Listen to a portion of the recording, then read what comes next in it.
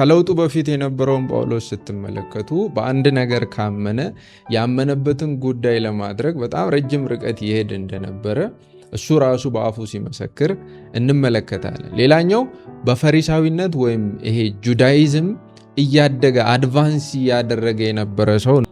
ጳውሎስ ክርስቲያን ከመሆኑ በፊት ወይም ደግሞ ጌታ ጊዜውን ጠብቆ በራሱ ጊዜ ወደ ራሱ አምጥቶ የአሕዛብ ሐዋርያ ከማድረጉ በፊት በነበረው ሕይወቱ በፈሪሳዊነት ወይም በይሁዲነት ወይም በቀድሞ በነበረው እምነት እጅግ በጣም አድቫንስ እያደረገ ከዕድሜ እኩዮቹ በብዙ ርቀት የተሻለ ሰው ነበር። እንደ ስነ መለኮት ምሁር ወይም ስኮላር በእርሱ ዘመን ከነበሩት ታዋቂ ትምህርት ቤቶች አንደኛው የሆነው የኢየሩሳሌም ትምህርት ቤት ውስጥ በተለይም the father of first century Judaism እየተባለ በሚጠራው በገማሊያል እግር ስር ቁጭ ብሎ ሕግን የተማረ ሰው ነው። ይህንን የሐዋርያት ሥራ ምዕራፍ 22 ከቁጥር 3 ላይ እዛው ምዕራፍ 5 ላይም ይህንን ሰው ማግኘት ትችላላችሁ።